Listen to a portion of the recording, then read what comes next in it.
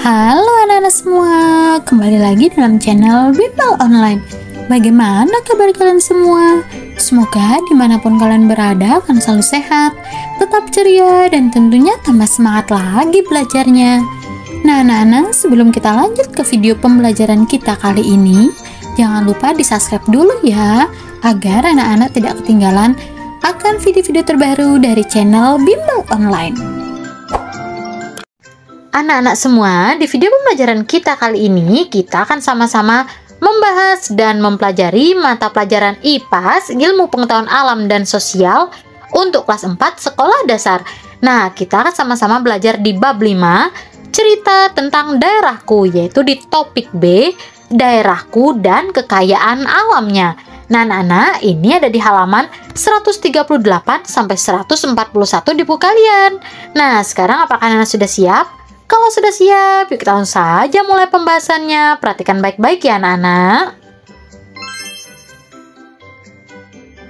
Anak-anak semua, adapun pertanyaan esensial kita kali ini pada topik B ini, yaitu yang pertama, apa saja kekayaan alam di daerah tempat tinggalku? Yang kedua, bagaimana pengaruh geografis daerah tempat tinggalku terhadap kekayaan alamnya? Dan yang ketiga, bagaimana cara bijak untuk memanfaatkan kekayaan alam di daerah tempat tinggalku? Nah, anak-anak, untuk bisa menjawab pertanyaan esensial ini, anak-anak wajib menyimak video ini sampai akhir ya, anak-anak. Untuk itu, yuk kita langsung saja mulai pembahasannya. Yuk kita baca percakapan teman-teman kita dulu. Pasar ini unik ya, semua yang dijual di sini asli dari daerah sini loh. Dan karena dekat juga dengan gunung, daerah kita mudah juga mendapatkan berbagai macam hasil pertanian dan perkebunan. Nah, anak-anak semua, tahukah kalian bahwa setiap daerah di Indonesia memiliki ragam bentang alam yang berbeda-beda? Lalu, tahukah kalian bahwa hal ini pun berpengaruh terhadap potensi sumber daya yang dimiliki oleh masing-masing daerah? Nah, misalnya di Kabupaten Bima memiliki bentang alam yang terdiri dari dataran tinggi, dataran rendah, dan beberapa daerahnya berbatasan langsung dengan lautan. Nah, anak-anak, curah hujan yang rendah juga di dataran Kabupaten Bima. Nah, bawang merah dapat tumbuh dan berkembang dengan baik. Nah, anak-anak semua, perbedaan karakteristik ruang di setiap wilayah sangat mempengaruhi kegiatan ekonomi, sosial, budaya, dan pola hidup masyarakat.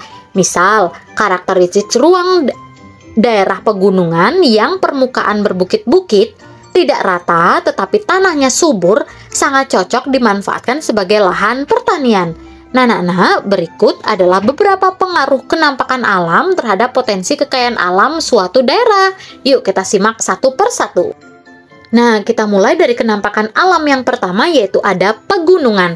Nah, anak-anak, tahukah kalian, daerah pegunungan dimanfaatkan sebagai lahan pertanian, perkebunan, dan kehutanan. Selain itu, daerah pegunungan dimanfaatkan untuk sektor pariwisata, rekreasi, maupun olahraga. Pemanfaatan daerah pegunungan untuk perekonomian dan usaha meningkatkan kesejahteraan masyarakat. Misalnya, di Pegunungan Dieng, Jawa Tengah digunakan oleh masyarakat sebagai lahan pertanian kentang.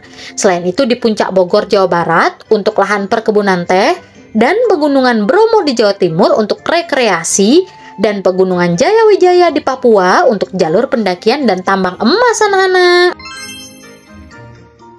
Kenampakan alam berikutnya yaitu ada dataran rendah. Nah, anak-anak, tahukah kalian, dataran rendah dimanfaatkan masyarakat untuk lahan pertanian, peternakan, perikanan, perkebunan, perkantoran, industri, perdagangan, dan lain-lain ya. Nah, pemanfaatan dataran rendah untuk aktivitas perekonomian, misalnya di Karawang, Jawa Barat, sebagai pusat industri. Selain itu di Jakarta untuk pusat perkantoran dan perdagangan, di Semarang, Jawa Tengah untuk perikanan atau tambak, dan Provinsi Riau, Jambi, Sumatera Selatan, ini di Pulau Sumatera ya anak-anak, ini digunakan atau dimanfaatkan untuk perkebunan kelapa sawit. Kenampakan alam berikutnya yaitu ada pantai dan laut. Nah, anak-anak semua, pantai dan laut dimanfaatkan sebagai tempat pariwisata, perikanan, perdagangan, transportasi, olahraga, maupun industri. Nah, contoh pemanfaatan pantai untuk kegiatan perekonomian adalah pantai di Pulau Bali untuk pariwisata, perdagangan, dan perhotelan. Sedangkan pantai selatan Pulau Jawa yaitu Kebumen, ini menghasilkan sarang burung walet. Nah, ini mahal sekali anak-anak. Pantai di wilayah Pantura Jawa yaitu Indramayu Cirebon untuk perikanan tambak dan air payau. Nah, anak-anak, contoh pemanfaatan wilayah laut misalnya pada Selat Bali, di Selat Bali sebagai jalur transportasi masyarakat dari Pulau Jawa ke Pulau Bali. Laut di Kepulauan Natuna atau Kepulauan Riau untuk pertambangan minyak bumi anak-anak. Nah, inilah kenampakan alam dari pantai dan laut. Nah, selanjutnya kenampakan alam berikutnya yaitu ada sungai. Nah, anak-anak semua, sungai digunakan masyarakat sebagai jalur transportasi, perdagangan, perikanan, olahraga, irigasi, dan PLTA. Nah, pemanfaatan sungai di Indonesia misalnya Sungai Kapuas di Kalimantan Barat sebagai jalur transportasi, Sungai Musi di Sumatera Selatan untuk perdagangan, Sungai Opa di DIY daerah Ibu Yogyakarta untuk wahana olahraga, Sungai Bengawan Solo untuk irigasi dan lain-lain anak-anak. Dan yang terakhir adalah danau dan waduk. Nah, anak-anak semua, danau dan waduk dimanfaatkan untuk perikanan, pariwisata, olahraga, irigasi, ataupun PLTA. Nah, pemanfaatan danau dan waduk di Indonesia antara lain, misalnya Danau Toba di Sumatera Utara untuk pariwisata dan irigasi, Waduk Jatiluhur di Jawa Barat untuk PLTA, Waduk Gajah Mungkur di Jawa Tengah untuk sarana irigasi anak-anak. Sekarang kita lanjut ke mari mencari tahu. Apakah kalian sudah tahu apa yang menjadi potensi daerah kalian? Mari temukan keunikan daerah tempat tinggal kalian bersama Dara dan Mia dengan bermain. Guru kalian akan memandu untuk permainan detektif alam. Perhatikan ilustrasi guru kalian baik-baik ya. Nah, untuk ini kalian bermain bersama guru dan teman-teman kalian anak-anak. Nah, untuk rincian detektif alamnya seperti ini.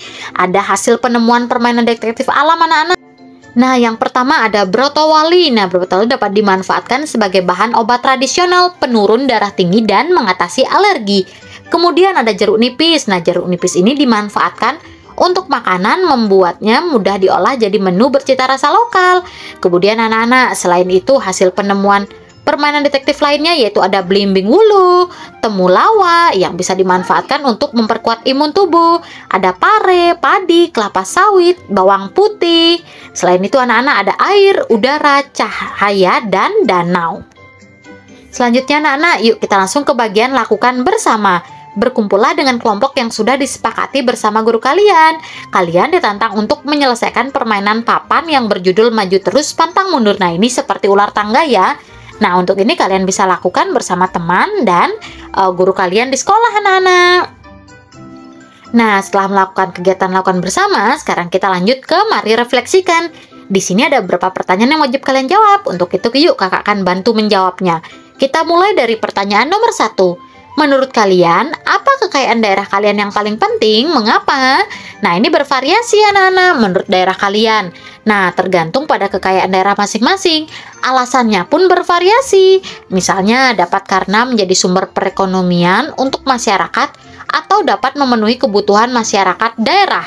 Yang kedua, menurut kalian, adakah keterkaitan antara kenampakan alam atau bentang alam daerah tempat tinggalmu dengan potensi kekayaan alam yang dimiliki daerah kalian? Nah, tentunya ada ya anak-anak. Ceritanya pun akan bervariasi. Namun, intinya adalah bentang alam sangat berkaitan erat dengan ketersediaan kekayaan alam yang ada di sana. Yang nomor 3, apa saja yang sudah dilakukan masyarakat daerah kalian untuk memanfaatkan kekayaan alam di daerah tempat tinggal kalian? Ini bervariasi anak-anak tergantung tempat daerah kalian. Nomor 4, menurut kalian seberapa penting mengelola kekayaan alam dengan bijak dan mengapa? Nah, ini tentunya sangat penting anak-anak, supaya kekayaan alam dapat termanfaatkan dengan baik, tetap terjaga ketersediaannya dan juga kualitasnya. Nomor 5, apakah menurut kalian masyarakat di daerah tempat tinggalmu sudah bijak dalam mengelola kekayaan alamnya dengan baik? Ini bervariasi anak-anak. Yang nomor 6, menurut kalian apa hal yang dapat diupayakan untuk menjaga kelestarian kekayaan alam yang dimiliki daerahmu hingga dapat terus dinikmati oleh generasi berikutnya? Ini bervariasi, namun intinya adalah memanfaatkan dengan bijak, tidak serakah dalam penggunaannya? Nah, anak-anak, ini jawabannya dapat dikembangkan sesuai kekayaan alam yang ada di daerah kalian ya. Yuk kita belajar lebih lanjut. Indonesia memiliki beragam jenis biji kopi. Ada kopi Aceh Gayo, kopi Toraja, kopi Papua Wamena, kopi Kintamani Bali, kopi Flores Bajawa, kopi Java Ijen Raung, kopi Rangsang Meranti Riau, dan masih banyak lagi. Hal yang paling luar biasa, kopi dari Aceh hingga Papua memiliki karakteristik dan cita rasa yang berbeda-beda, anak-anak. Wah, bagaimana bisa, Kak? Ternyata hal ini dipengaruhi dari tanah serta ketinggian tempat kopi tersebut ditanam. Nah, tidak hanya tumbuhan, ternyata beberapa hewan pun memiliki lingkungan-lingkungan tertentu untuk tumbuh dan berkembang, anak-anak. Nah, itu sebabnya di beberapa daerah kita mudah menemukan ikan mas, tetapi di daerah lainnya kita hanya menemukan ikan bandeng. Lalu bagaimana suatu daerah tetap menyediakan produk-produk yang tak tersedia dari kekayaan alam daerahnya? Nah, kita dapat mendatangkan yang kita butuhkan dari daerah lain loh. Begitupun sebaliknya, bahkan kita juga dapat mendatangkan dari luar negara Indonesia, begitu juga sebaliknya. Yuk kita lanjut ke memilih tantangan. Nah, oleh-oleh khas daerah pastinya memanfaatkan sumber daya alam daerah tersebut. Carilah informasi seperti ini. Nah, untuk ini tentukan oleh-oleh khas daerah. Misalnya kalian dari daerah Malang, anak-anak ya, Jawa Timur, kalian oleh-olehnya yaitu keripik tempe. Nah, kalian bisa cari keripik tempe itu terbuat dari apa, bahannya apa saja, dan prosesnya. Nah, apa yang sudah aku pelajari pada topik B ini, anak-anak? Potensi kekayaan alam di sebuah daerah bergantung pada bentang alamnya. Yang kedua, suatu daerah dapat mendatangkan kekayaan alam dari daerah lain untuk memenuhi kebutuhan daerahnya. Yang ketiga, pengelolaan kekayaan alam yang bijak dapat membantu mempertahankan keberadaannya hingga generasi berikutnya. Nah, anak-anak, inilah yang sudah kita pelajari pada topik kita kali ini. Semoga video ini dapat membantu kalian untuk belajar lebih lanjut ya, anak-anak. Tentunya, jika video ini bermanfaat untuk kalian, jangan lupa di like, komen, subscribe, dan share juga ke teman-teman kalian, anak-anak. Kakak berharap dimanapun kalian berada, tetap semangat belajarnya, sehat selalu, dan tetap ceria, tetap semangat belajar bersama channel Bimbel Online. Jangan lupa di like, komen, subscribe, dan share juga ke teman-teman kalian, anak-anak. Sampai jumpa anak-anak hebat semuanya. Thanks for watching, see you next time, bye-bye.